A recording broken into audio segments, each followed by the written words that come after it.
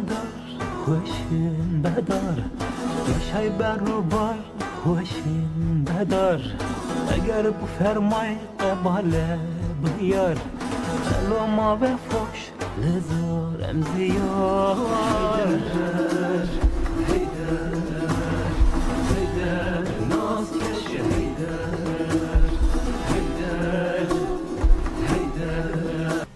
Merhaba sevgili seyirciler, Tarih Köprüsü programına hoş geldiniz. Tarih Köprüsü programında bugün İslam öncesi Kürt şiirinde Yaresan Alevili ve Baba Tahir Uryan'ı konuşacağız. Merhaba hocam. Merhaba. Evet, bugünkü konumuz aslında uzun süredir hep işlemeyi istediğim bir konuydu. İslam öncesi Kürt şiirinde Yaresan Alevili ve Baba Tahir Uryan'a kısmen de olsa geçmiş programlarımızda değindik. Fakat konu başlığı olarak ilk defa bu kadar geniş işleyeceğiz. Bu anlamda keyif alacağımız bir program olacak kanımca. Şimdi aslında Aleviliğin başka bir formu olan ya da Alevilik olarak değerlendireceğimiz Yarsanizm. O inanca mensup aslında yetişen ozanlar ya da işte değerli insanlar, babalar, ana olarak değerlendireceğimiz insanlar Kürt şiirine önemli bir hizmette bulundular. Çünkü genelde Kürt toplumunu temsil ettikleri için eserleri de Kürtçeydi. Bundan dolayı aslında hem Alevi edebiyatına aynı zamanda hem Kürt edebiyatına öncüleri olarak kabul edebileceğimiz özellikleri var. Şimdi aslında girişi bununla yapalım. Yaresan Aleviliğinde ilk İslam öncesi döneminin bu Kürt şiirlerinden biraz giriş yaparak başlayalım isterseniz ilk. Yaresanlık ya da senin söyleyişinle Yarsanizm dediğimiz olay Batı literatüründe daha çok Yarsanizm olarak geçiyor. Doğu literatüründe Yaresan diye geçiyor bu kavram. Bu konuda doktora tezleri dahil muhtelif çalışmalar yapıldı. Evet. Zaten gerek Doğu Kürdistan'da gerekse Güney Kürdistan'da Aleviler hala bu adla anılıyor. Büyük bir bölümü Kürt, bir bölümü de Türkmen olan Yaresanlar diğer adıyla bilinen bir başka adıyla Ahli Haklar, yine güneyde bilinen adıyla Kakailer bir bütün olarak Yaresan olarak bilinirler. Ve yar bilindiği gibi sevgili anlamındadır. Evet. Bu sevgi ve dostluk dini anlamında kullanılıyor ki bence Aleviliği doğru tanımlayan, adlandıran bir kavram. Hı hı. Zaten Anadolu ve Kürdistan coğrafyasına sonradan, özellikle ben Kuzey Kürdistan parçasından söz ediyorum, sonradan Alevilik olarak giren bu kavramın tarihi bizde son derece yenidir. Hep söylüyorum, İttihat ve Terakki döneminde esas itibariyle Şii Araplara verilen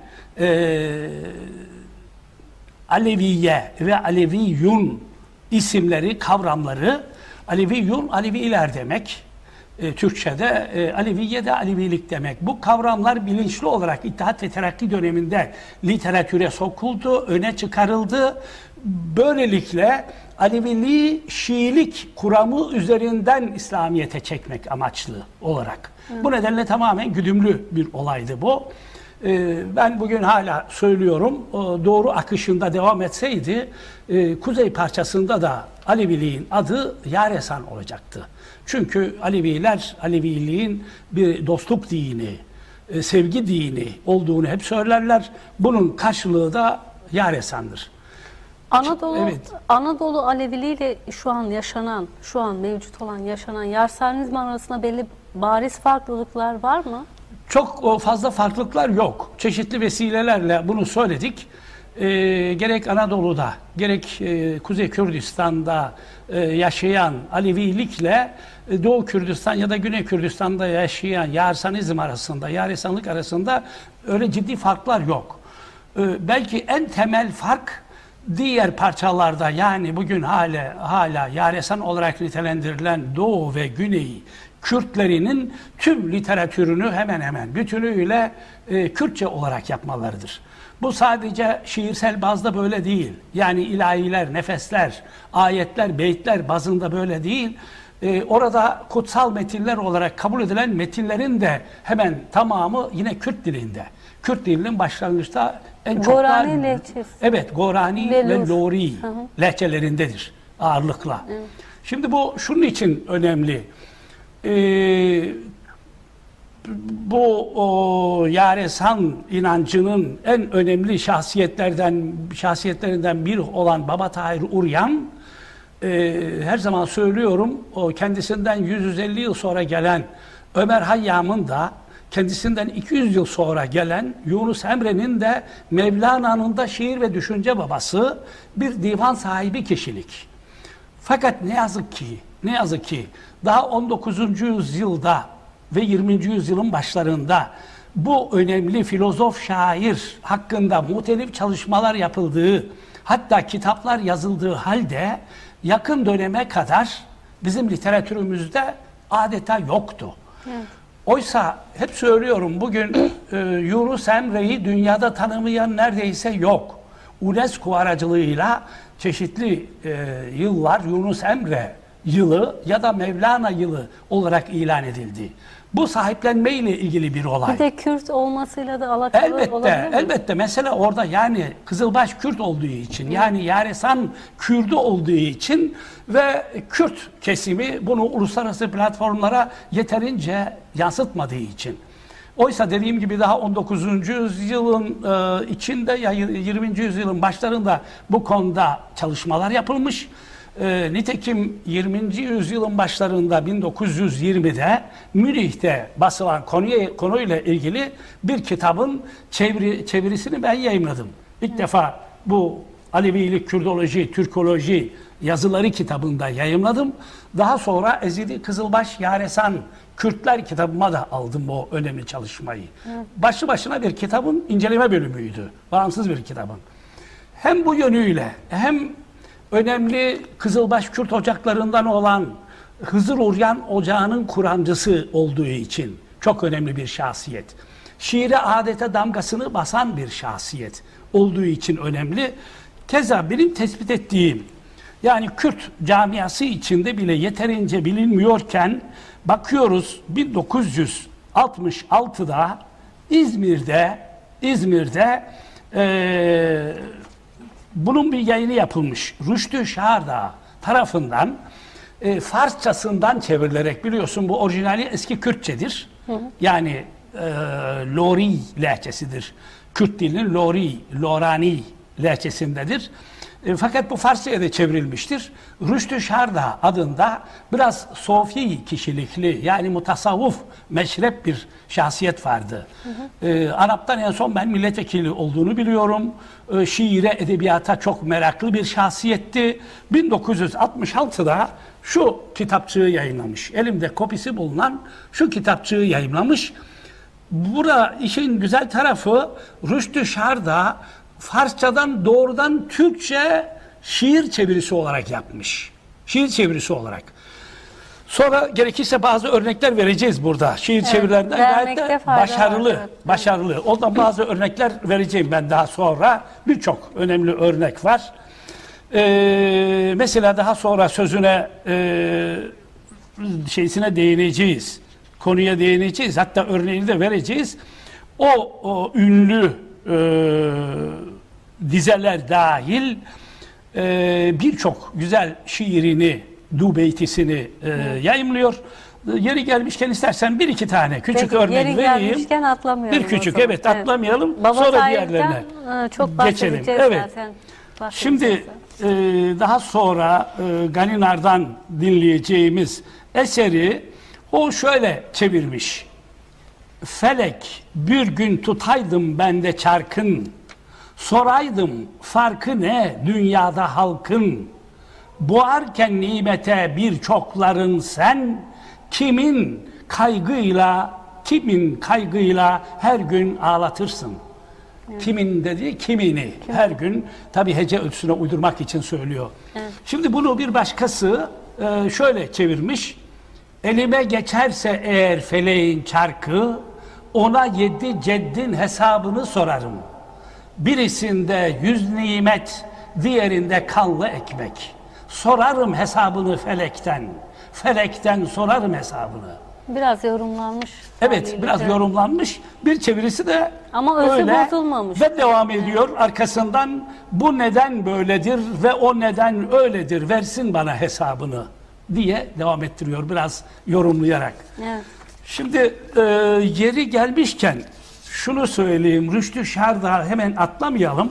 Madem 1966'da Farsça metninden de olsa bu şiirsel çevirileri yine dörtlük düzeninde bu şiirsel çevirileri yapmış. Rüştü Şardağ'ın elimde 1990'a tarihlenen Kürt meselesiyle ilgili bir yazısı var. Evet. İlginçtir. Bu Arap milletvekiliydi Özal döneminde. O dönemden biz daha yakın biliyoruz. Bu diyor ki Kürt diye bir millet var mı diye bir ara başlık koymuş. Hani hala Kürtlerin varlığı tartışılıyor. Yıl 1990. Kürt diye bir millet var mı yok mu? Evet. Diyor ki Rüştü Şardağ, Kürt diye bir millet var mı? Tarihsel ve akademik tartışmaya ne gerek var ki? Said-i Nursi'nin, ey Selahaddin Eyyubi'nin çocukları olan Kürt kardeşlerim değişinden vazgeçtik. Osmanlı Devleti'nin en son haritalarına bakın, Türkiye'mizin Güneydoğu bölgesi üzerinde koskoca bir Kürdistan eyaleti yazmaz mı? Diyor. Ve devam ediyor. Evet, Kürt dersek ne olur? Ermeni, Rum, Musevi, Arap ayrımı yapıyoruz. Onlara kendi dillerini konuşturuyoruz ve kendi dilleriyle eğitimlerine kanat açıyoruz. Niye? Lozan Antlaşması dolayısıyla. Öyleyse yıllarca Kürtçeyi bir suç işler gibi korka korka konuşan Güneydoğullar için de bir hoşgörü kanatı açmalıyız. Uzağa gitmeye ne gerek? Bu gazetenin ilk sahibi olan, gazete dediği Milliyet gazetesini söylüyor. Bu gazetenin ilk sahibi olan ve Atatürk'ün çok sevdiği Siirt milletvekili Mahmut Nedim Bey'i evimde annemle gizli gizli Kürtçe konuşmaktan zevk alırdım demişti. Diyor ve yazısını devam ettiriyor. Yani bu red ve inkar politikası neye yarar ki diyor. Bu neyin ilacıdır diyor. Nitekim 1990'da bunu yazmış. 1991'de unutmayalım Demirel ne dedi? Kürt realitesini tanıyoruz. Lütfetti. 1991'de Kürt realitesini tanıdı. Şimdi buradan giderek tekrar şeyimize dönelim, konumuza dönelim. Evet. Bu anlamda Kürt edebiyatının temelini atanlar, Yaresan Kürtleri olduğu gibi, yani Alevi Kürtler, yani Kızılbaş Kürtler. Niçin temelini onlar atıyor? Çünkü Kızılbaşlık, Alevilik, Yaresanlık edebiyatla iç içedir. Evet. Edebiyatsız Alevilik düşünülemez. Bu nedenle daha doğmayan çocuk, anasının karnındayken annesinin edebiyat nefesleriyle, edebi nefesleriyle ya da şiirleriyle ya da çevrede söylenenlerle zaten belli bir şeye ulaşıyor. Evet. Anne karnında başladığı kültürel söylenir ya. Kültürel olarak kodlanıyor o kendisinde. Elbette söyleniyor ya. Bu nedenle Alevi ortamında edebiyat ve müzik son derece önemlidir. Evet. Böyle olduğu içindir ki Kürt edebiyatının temelini atanlar Yaresan Kürtleridir. Evet. Şimdi benim tespit ettiğim şeyi de söyleyeyim. Bu konuda Güney Kürdistan'da önemli çalışmalar yapıldı. Fakat Türkiye'de maalesef bu konuda da yeni çalışmalar yapılmakta. Yeni. Mesela bu anlamda Selim Temo'nun 2 ciltlik Kürt şiir antolojisi önemli bir kaynaktı. Onu hemen söyleyeyim. Ben kendi payıma söyleyeyim.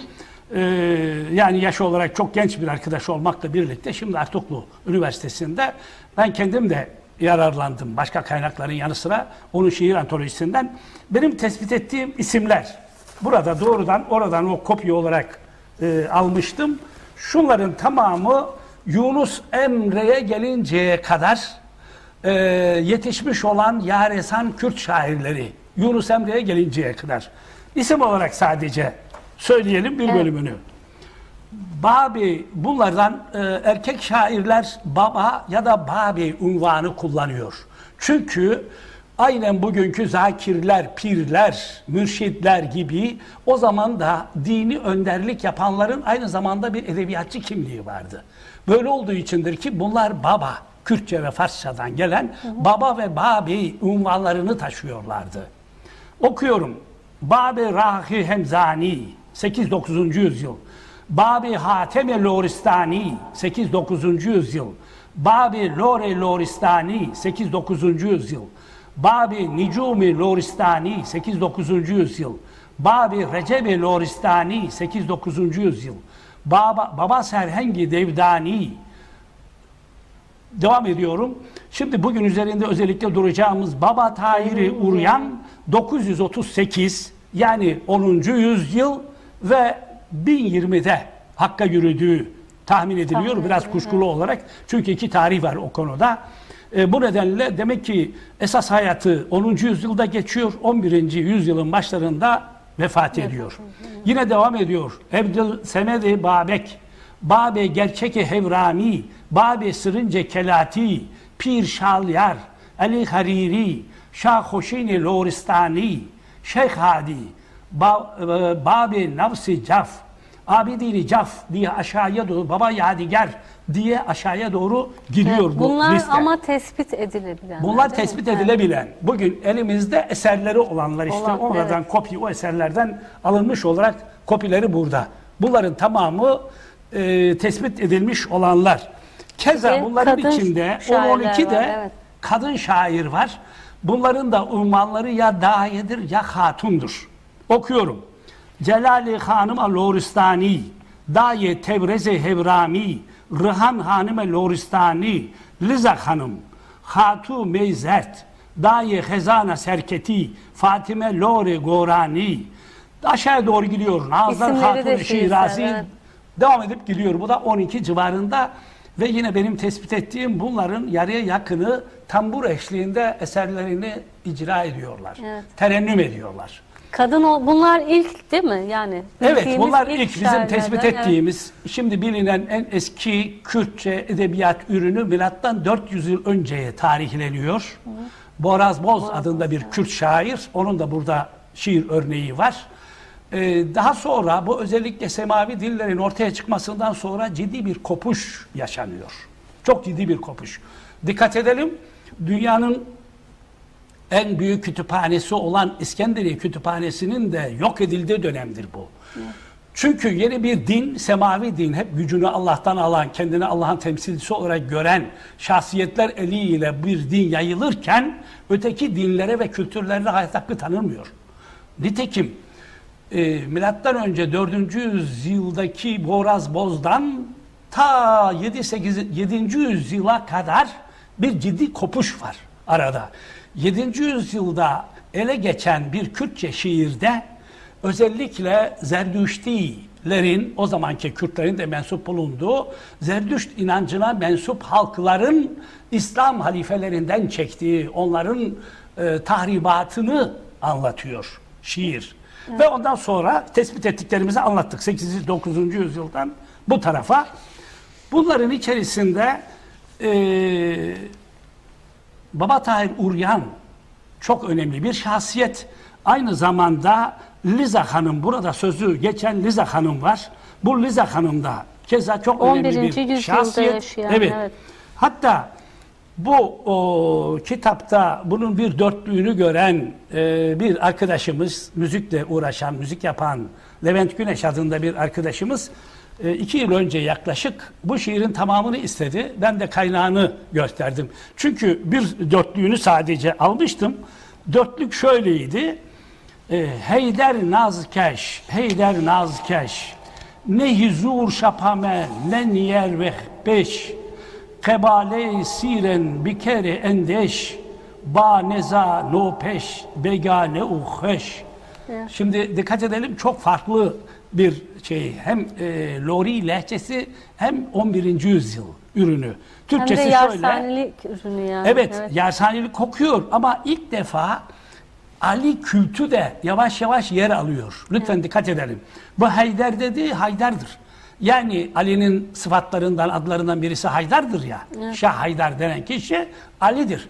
Yani Alevileri yeniden adeta yoğurduğu, biçimlendirdiği Ali kültü. Evet. Burada kastedilen artık Kürtçe şiire yavaş yavaş Haydar ismiyle girmeye başlıyor. Türkçesini de isterseniz. Türkçesini de okuyalım.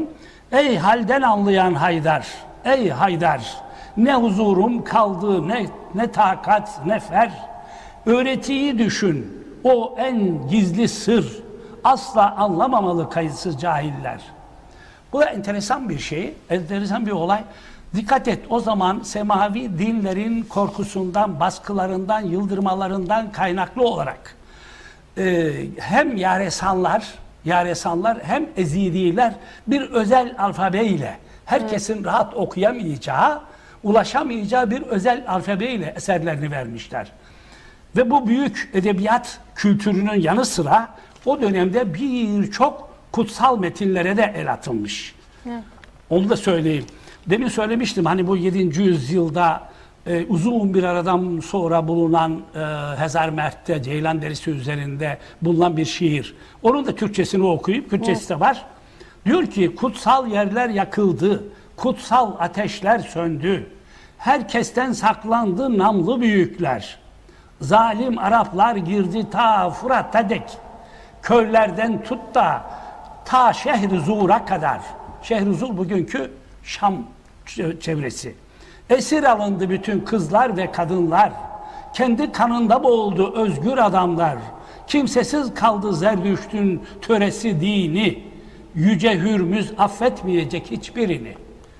Yani bu şiirde de belirtildiği gibi özellikle o zaman İslam halifelerinin yoğun bir baskısı ve tehdidi altındalar. Özellikle hocam bu kadın şairlerin aslında o dönemde hem Kürtçe hem Yarsaniliğin öğretisini içeren şiirler yazması hem kadın olmaları başlı başına aslında çok büyük bir önem arz ediyor. Son derece önemli. Yani o tarihte düşünebiliyor musun? 12. 13. yüzyıla, 13. yüzyıla gelinceye kadar 12 dolayında Yaresan Kürt kadın şair ve bunların yarısı da tambur eşliğinde, bizim bugün bildiğimiz bağlama. Evet.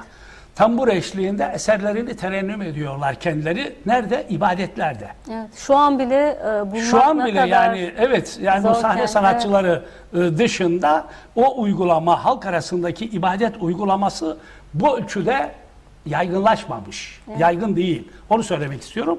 Demin diğer kutsal metinlerden söz ettik. Evet. Kutsal metinlerden bir de şunu söyleyeyim bak. Türkiye'de hangi büyük ocağın şeceresini alırsan al, bütün bu şecerelerde Tacül Arifin Ebul Vefai Kürdi'ye atıf vardır. Dikkat edelim. Tacül Arifin Ebul Vefa diye geçer ya direkt Ebul Vefa geçer ama Tacül Arifin olarak da ayrıca geçer. Söz konusu olan kişi Tacül Arifin Ebul Vefai Kürdi'dir. Evet. Ve bu bütün şecerelerde geçer ama bunun kimliği üzerinde de durulmaz.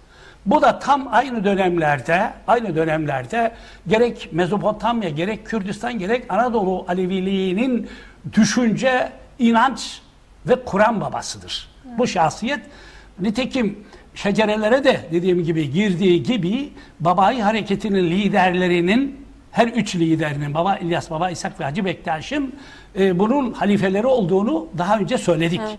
Şu kutsal kitaplardan da birkaç örnek vereyim. Evet.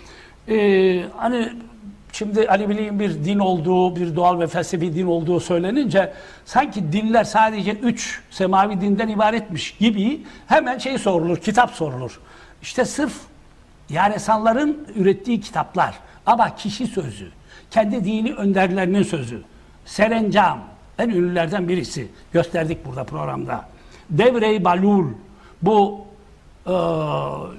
aynı zamanda bu Yarsanizm dininin Bahlülü Madi ya da Bahlülü Dana olarak nitelendirilen bu en eski Kürt şairlerinden biri. Bu aynı zamanda Yaresan dininin de Kur'ancısı kabul ediliyor bu şahsiyet. Evet, onun kuramından oluşan Devre-i Balul, Defteri Pirdivari, Defteri Divani Gevre, Defteri Sava aşağıya doğru gidiyor. Bunların adı ya kelamdır, kelam söz demektir biliyorsun, ya kelamdır ya defterdir ya da doğrudan serencamdır isimleri bu kutsal kitapların. Demek ki daha bir dizi de bu dinin önderlerinin yarattığı kutsal kitaplar var bugün elimizde. Evet. Çoğu da bilinmiyor aslında. Çoğu da bilinmiyor. Ve Serencam'ın da hala çevrilememesi aslında. Serencam, onun hikayesini de anlatmıştım bir vesileyle. Evet, bu Serencam'ın en gelişkin nüshalarından, el yazma nüshalarından birisi Doktor Golmurat Muradi'de bulunuyordu. 20 yıl önce bunu hem bana gösterdi hem de yayınlamamı önerdi. Ama onun şartları zaten yoktu benim açımdan. Ve daha birkaç yıl önce Güney Kürdistan'da şimdi Hakk'a yürümüş olan Felaketin Kakayı, Barzani'nin kültür danışmanı Felaketin Bey bunu yayımladı. Bir koskoca cilt, tıpkı basım tarzında, bir tane de bunun filozofisini ve tarihini anlatan yine koskoca cilt olarak yayımlandı. Sınırlı sayıda. Evet. Bu vesileyle adeta Yaresan inancının felsefesi ve şiirsel öncüsü konumunda olan şahıslardan biri olarak, divan sahibi biri olarak Baba Tahir Uryan'ın birkaç kitabını kısaca tanıtalım. Evet. Onu söyledik demin. Rüştü Şardağ'ın 1966'da yaptığı yayın. Bunun dışında Nubihar yayınlarında çıkan 2 kitap var. Bunlardan bir tanesi yine doğrudan Jilluri diye, yani Lur lehçesinden çevrim yazı tarzında, hem orijinalleri var, şöyle hem orijinalleri hem bunun karşıda Kürtçe aktarımı var. Latin alfabesine aktarımı var. Şu yine onun geliştirilmiş 2. basımı, bu Dubeyti olarak nitelendirdiğimiz şiir türünün de, nazım biriminin de yine öncüsü olan şahıstır. Onu da ayrıca söyleyelim. Yani Hayyam ve diğerleri hep bundan etkilenmedir. Sonradan bu yine Lur lehçesinden Sabah Kara. Bunun divanının bir nüshası İzmir Kütüphanesi'nde. İzmir Kütüphanesi'nde işte divanın giriş bölümü. Yani Baba Tahir Uryan'ın Kürt dilindeki divanının bir yazma nüshası İzmir'deki kütüphanede.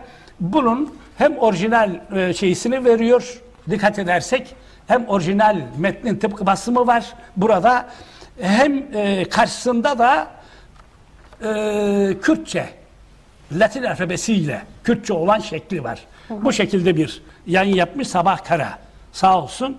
Bir başka kitapçık, bu Kültür Bakanlığı yayını olarak çıktı. Baba Tahir Uryan ve şiirleri diye. Ömer Kavalcı'nın yaptığı bir yayın. Bu ön sözü Mürsel Öztürk diye Farsçada öğretim üyesi olan bir şahsiyet var. Ön sözde söz ediyor, adamın Kürt kimliğinden hiç söz etmiyor. Oysa Reşit Yasemi, önemli bir Kürt edebiyatı tarihçisi, Reşit Yasemi zaten onu bir Kürt şairi olarak yayımlıyor. Evet. Ama bu ön söz yazan diğer şahsiyet Mürsel Öztürk, yanlış söylemeyeyim adını, Mürsel Öztürk'tü hatırladığım kadar. Bu onun Kürt kimliğine bile şey etmiyor, üstüne üstlük onu şeyi olarak sunuyor. Fars şairi tarzında sunuyor. Evet, yanlış hatırlamıyorum sanıyorum. O Mürsel Öztürk olmalıydı. Bu öyle sunuyor. Yani o da işin bir başka garabeti. Sonra başka bir yayın, bu konudaki bir yayın Ömer Uluçay'ın, Doktor Ömer Uluçay'ın. Ömer Uluçay Ehli Hak ana başlığı altında Baba Tahir Uryan ve Zerdüşt ilişkilerini işliyor burada. Bir başka ilginç yayın Kürt şiiri antolojisine de bir ön söz yazan Profesör Talat Sait Halman'ın şu kitapçığı, bu Baba Tahir Uryan'ın şiirlerini yine Farsçadan Türkçe'ye çevirmiş. Aşk Çırçıplak adıyla bunu yayınlamış, böyle bir kitapçık. Uryan'dan etkilenerek herhalde. Evet, ondan etkileniyor. Zaten içeride geçiyor bu çırçıplak, aşkın çırçıplak olduğunu söyleyen Dubeytiler var içinde. Evet. Zaman olursa ondan da bir iki şey okuyabiliriz sonra. Bol bol örnek verelim aslında. Evet, yine bu konuda yapılmış önemli bir çalışma, yine Profesör Kadri Yıldırım'ın Lori, Kürt dilinin Lori lehçesi, yani Hevrami aynı zamanda, ve Kurmancı karşılıkları ve Türkçe çevirisini bir arada yayımlıyor. Bu da önemli bir çalışma. Yani halihazırda yapılmış en hacimli, Baba Tahir Uryan'la ilgili yakın dönemde yayınlanmış en önemli çalışmalardan biri. Ama açık söylüyorum, yani daha bir 2008 yılında Alevilerin Sesi dergisinde bu makaleyi yayımladığımda bu şeye dikkat çekmiştim. Münhasıran Baba Tahir Uryan'ın gerek işte Yaresanların edebiyattaki işlevi, Kürt edebiyatında, hatta Türk edebiyatının ilk ürünlerini de işledim ben burada. Evet. Yani en Ben eski o Türk yazı edebiyat dizinizi ürünleri neydi, gördüm, ne evet. değildi, Kutat Gubilig'in bu konudaki önemi falan konularına da değindim. Fakat özellikle de tabii Yaresan şiiri üzerinde yoğunlaşmıştım. Evet. Şimdi aslında Baba Tahir Uryan'dan biraz daha geniş bahsetmek gerekiyor. Biraz programımızı da ona adamıştık. Şimdi çok aslında Baba Tahir Uryan'la ilgili çok fazla bilinen yön yok. Dediğiniz gibi aslında ben de Kadri Yıldırım'ın Baba Tahir Uryan kitabından faydalandım. Gerçekten çok kapsamlı ve güzel bir çalışma yapmış. Orada mesela hani soru işaretlerini en azından kafamızda çözebileceğimiz yönde alıntılar yapmış, yapmış. Şimdi hani hep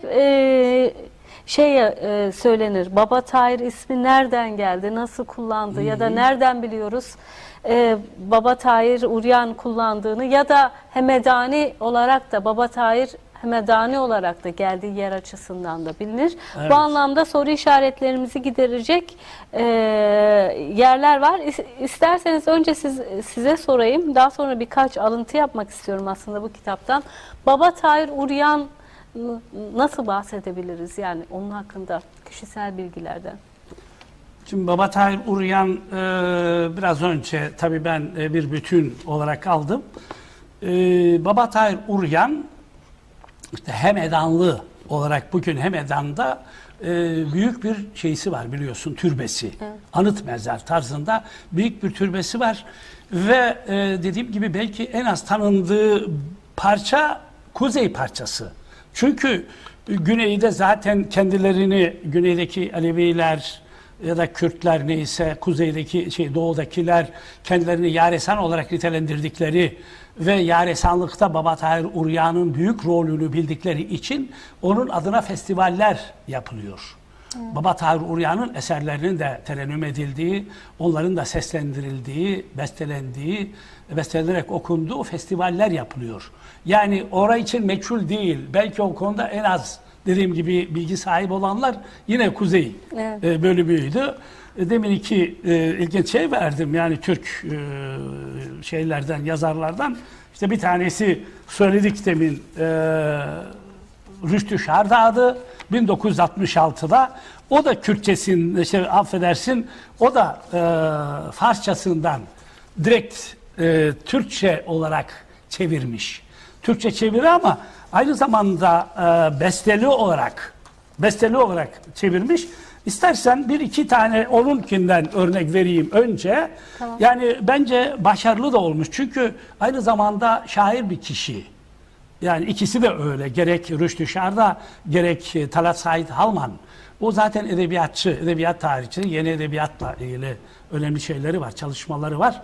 Yeni edebiyat hocasıydı zaten en son Bilkent Üniversitesi'nde. Yani Selim Temin onun yanında yaptı o çalışmayı. Bir başka özelliği şuydu, ben hatırlıyorum daha 60'lı yıllarda Amerika'da çalışırken Tevfik Fikret'in oğlu Haluk'la sonradan papaz olan tek çocuğu var zaten. Haluk'la son röportajı o yapıp Milliyet'e göndermişti. Benim bildiğim son röportajdı. Yani aydın kimliği olan bir şahsiyettir Talat Said Halman. Şimdi daha önce bunu çevirmiş olandan bir iki örnek okuyalım. Gözümden hem gönülden bıktım ey yar. Güzel görsem kayar gönlüm sayıklar. Vurup hançer gözüm görmezletirsem gönül belki biraz oh der, rahatlar. Fakirim, müflisim, kahrolmuşum ben. Perişanım, perişan doğmuşum ben. Perişan kimseler bir bir ölünce o topraktan bitip yorulmuşum ben. Benim sensin uzak dağlarda lalem, benim sensin nehirlerde menekşem. Umutsun sen bana çiğdem misali, yaşar kaç gün bilirsin çünkü çiğdem. A kardeş düşmüşüm üç türlü derde, Gariplikle esirlik hepsi bende. Gariplikle esirlik neyse yalnız zor iş yar kahrını çekmek bu sinde. Bu yaşta yar kahrı çekmek büsbütün zor diyor.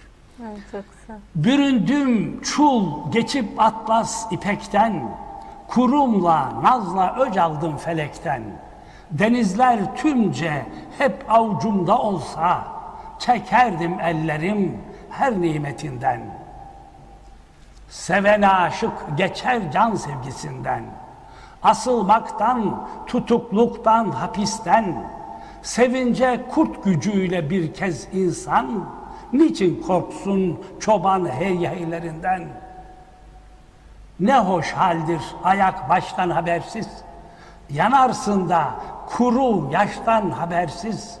Saray, puthane, Kabe havra bilmez, bu evrende olanlardan habersiz. Bilmiyorum yeter mi? Çok örnek Evet, var çok yani güzel. elimde. Ama hepsi de çok güzel. Hepsi de çok güzel. örnekler. Gerçekten çok güzel yapmış. Şiirsel çevirisini Evet. diyelim. Biraz O nedenle yorumlamış hani düz bir çeviri tabii şair de olmamış olduğu için zannedersem. aynı zamanda gerek hece ölçüsüne gerek kafiye düzenine dikkat ederek yapmış. Anlam kayması olur mu bu böyle durumlarda? Buna tabii ki şiir çevirisi en zor şeydir. Evet. Edebiyat ürünleri içerisinde en zor çevrilecek şey şiirdir. Çünkü sen o şiiri işte anlamına dikkat etmen lazım, ölçüsüne dikkat etmen lazım, kafiyeye dikkat etmen lazım. Lazım da lazım. Evet. Dolayısıyla şiir çevirisi bence başarılı. Zaman olursa okuruz ama Evet. Aslında belki şeyden yine örnek verdiğiniz bir kitaptan Çırılçıplak Aşk olarak geçmiş. Şimdi hani Uryan lakabını almasıyla ilgili çeşitli yorumlar var. Bu Kadri Yıldırım'ın kitabında geçiyor. Ben çok ilginç buldum istersen. Evet. Ben de Tabii, oradan bir alıntı yapayım. Tabii. Şimdi Uryan sıfatın... biraz soluklanayım çünkü Evet, bu gerisi- da soluklanmış olursunuz. Hani Uryan lakabıyla ilgili şöyle bir şey yapıyor. Baba Tahir'in meşhur bir lakabı olan Uryan sıfatı Arapça olup çırılçıplak anlamına gelmektedir. Bu lakabın onun bazı şiirlerinde bizzat kendisi tarafından kullanıldığı görülmektedir diyor. Evet.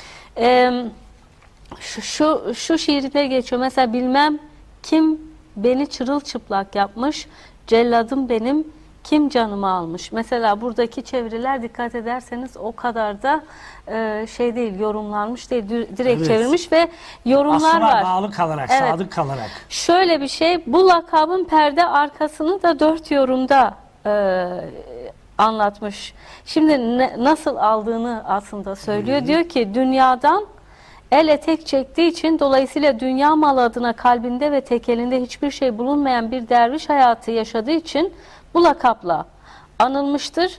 Ve diyor ki genel kabul gören yorum da aslında budur. İkinci bir yorum, çarşı pazarda ve köylerde yalın ayak ve üstü başı yırtık bir halde dolaştığı için bu lakapla anılmıştır yorumu var. Bir de bu lakabın doğru yazılış şekli şerif ve azat anlamına gelen Aryan olup el yazmalarında yanlışlıkla Uryan şeklinde yazılmıştır. Bu çok kabul görmese gerek herhalde. Hani bir yorum olarak geçiyor. Zaten Uryan olarak Evet. yaygınlaşmış. Bu artık Uryan kavramı var. Aynen, evet. Evet. Menkibeleri konusunda göreceğimiz gibi bir kış mevsiminde Hemedan medresesinde bulunan havuzun buzunu kırıp akşamdan sabaha kadar bu havuzun içinde kaldığı için kendisine bu lakap verilmiştir. Yorumu geçiyor. Ama dediği gibi en kabul gören de dünyadan el etek çektiği için hani mal varlığını çok fazla hani Tabii asıl tanımadığı olay için. o. Tam dervişçe Uryan, yaşıyor. dervişçe, Tam evet. dervişçe bir yaşam söz konusudur. Onun için bütün şeylerden arınmış vaziyette o özellik çok önemli. Senin okuyacakların bittiyse istersen şuradan da bir iki Evet. örnek verelim. Yer yer vereceğim, siz örneklerinize devam edin. Talat isterseniz. Sait Halman'ın Türkçeleştirdiği şiirlerden de birkaç örnek verelim yine. Evet. Belirlemiştim ben epeyce, birkaç tane verelim. Bak sevdiceğim, gönül, beden, can sende, ruh sende, kemik sende, yürek, kan sende. Bilmem niye kalbimde bu illet, bu sızı, ancak bilirim derdime derman sende. Başka bir dörtlük.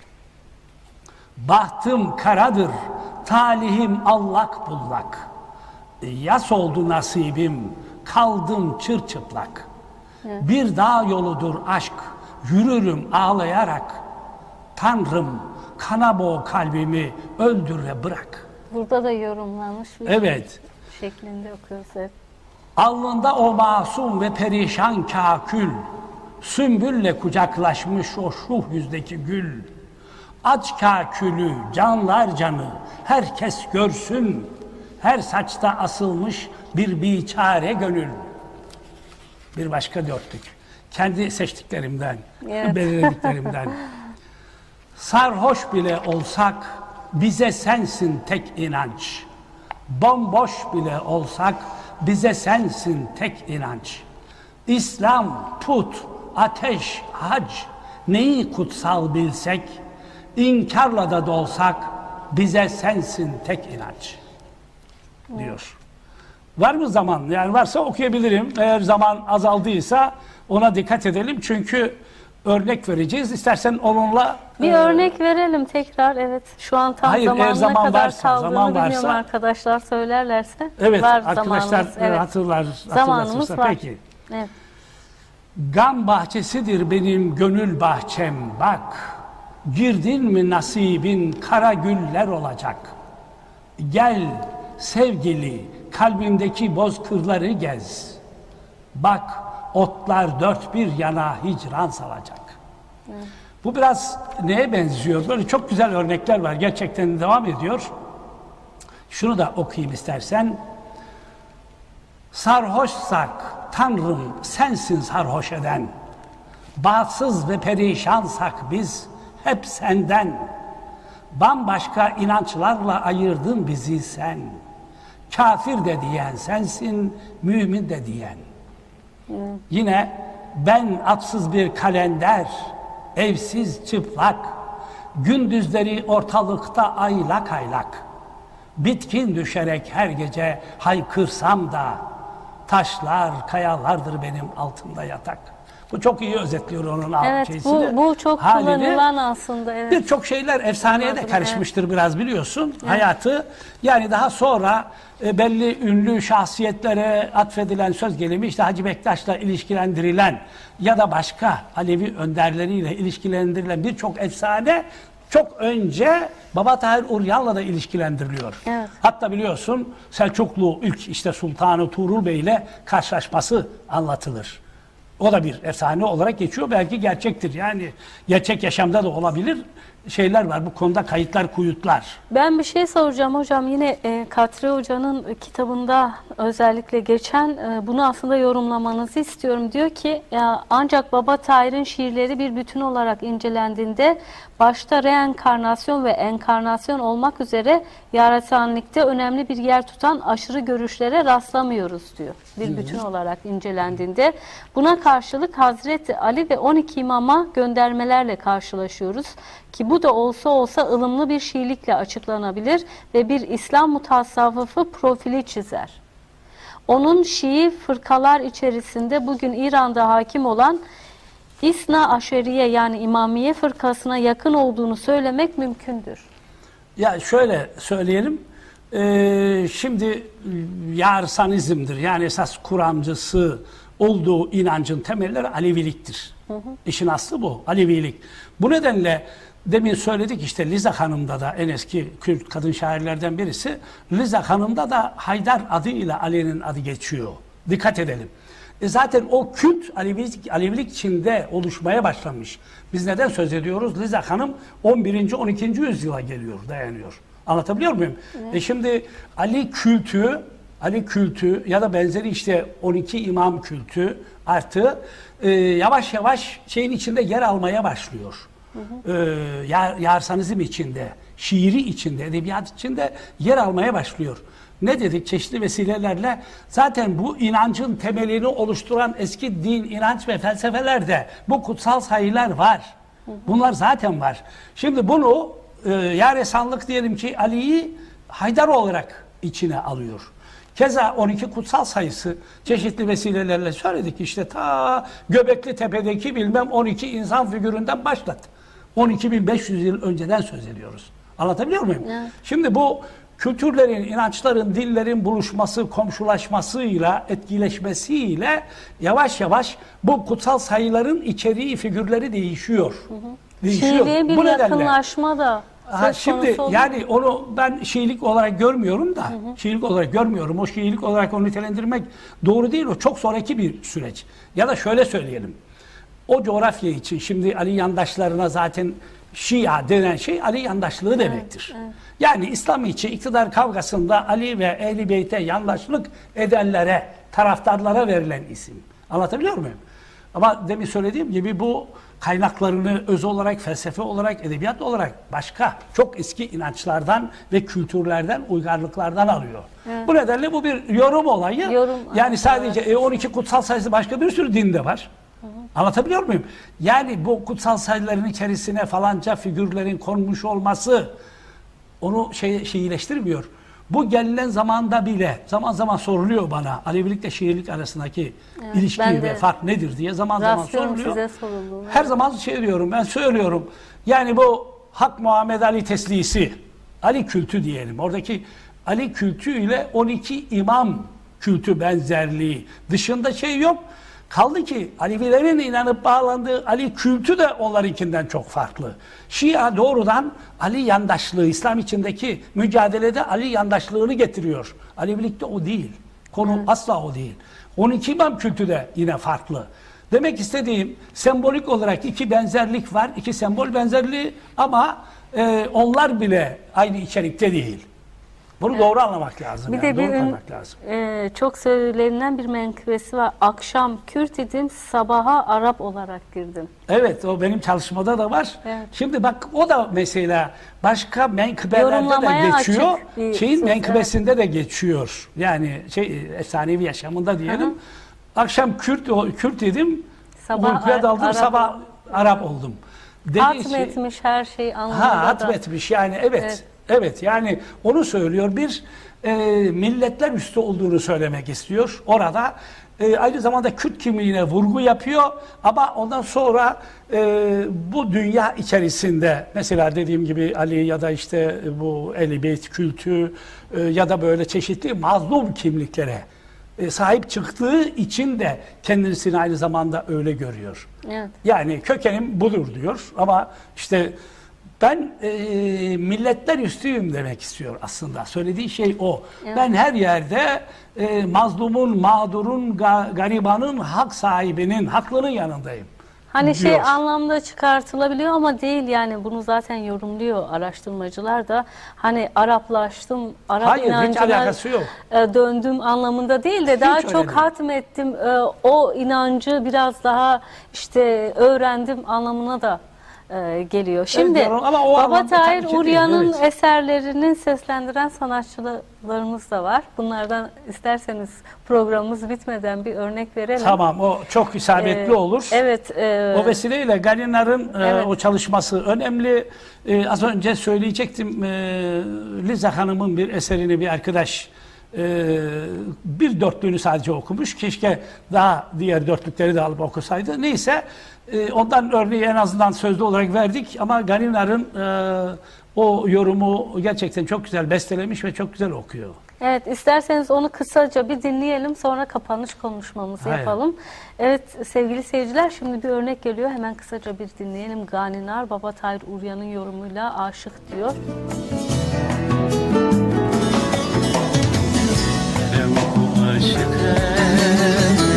Canadır sen aşıkçı zincir o zindandır sen Erevku aşıkçı canadır sen aşıkçı zincir o zindandır sen Deli aşık ve kagveri berçiye Heyye heyya şivan adırsen Deli aşık ve kabri berçiye Heyye heyya şivan adırsen.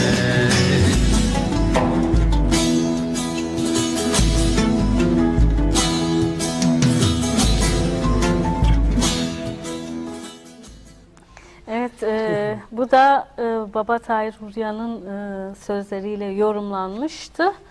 Aslında çok fazla zamanımız yok. İsterseniz hemen Baba Tahir Uryan'ın başka bir örneklerine geçelim.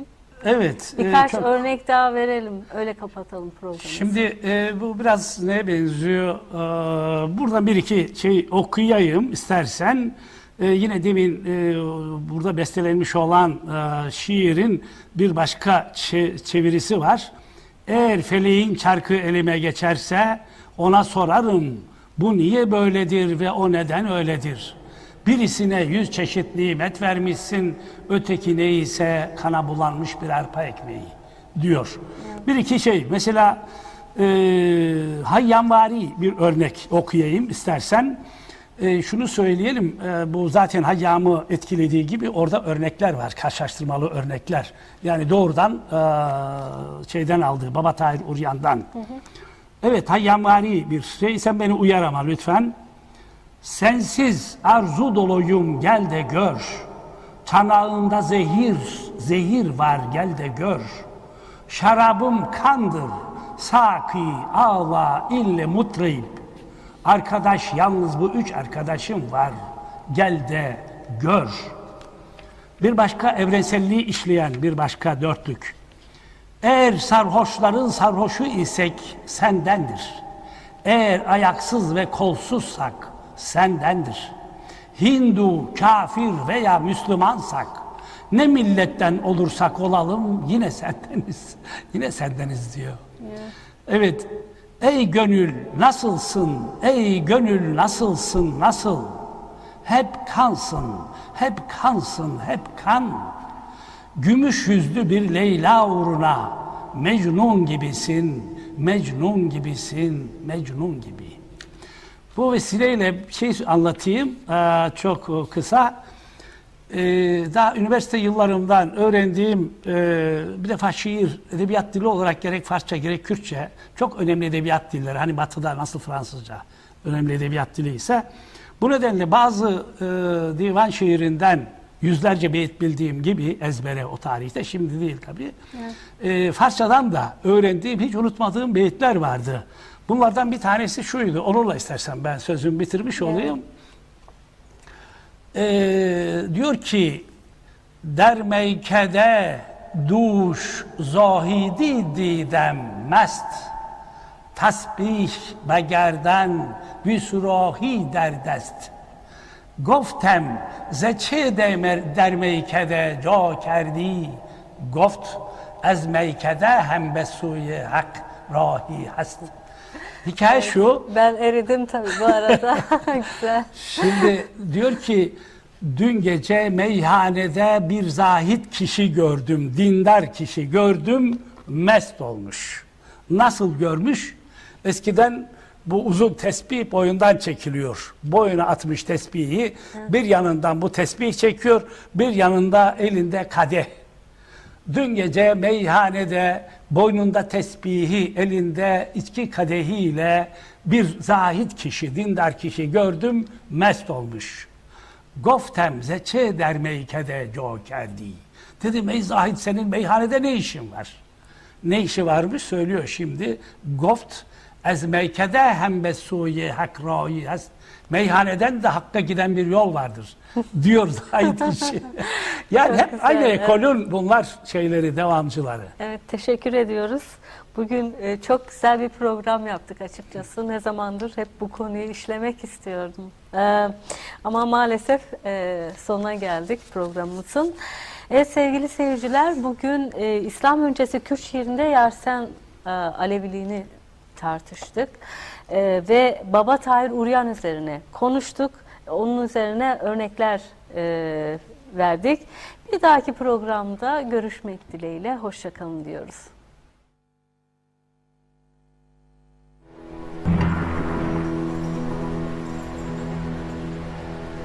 Allah Muhammed ya Ali.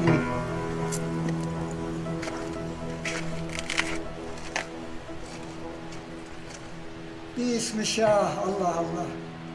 Beni bugün Gülizar'a geldim, bizi koyarlarsa içeri. Eşiğine yüzümü sürmeye geldim, bizi koyarlarsa içeri. halına arz etmeye geldim. Kuzu koyarlarsa içeri. Bercemal, Muhammed, Kemal, Hasan, Hüseyin, Bülent Ağa Salat. Erenler demene, erenler. Allah, Muhammed, yani.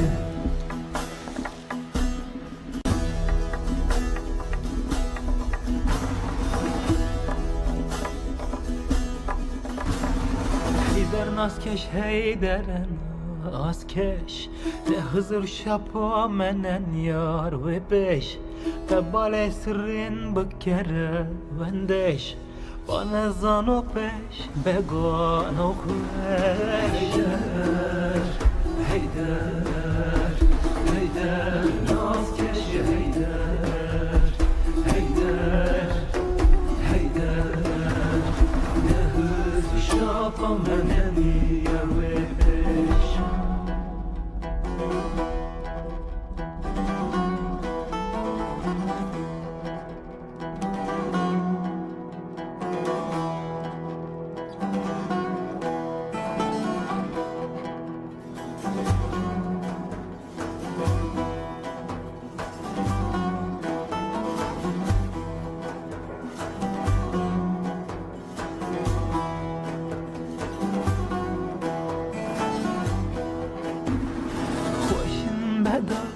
خوشین بدار yaşay berrubar خوشین بدار اگر بفرمای قباله بیار سلام و فوش لزار امزیار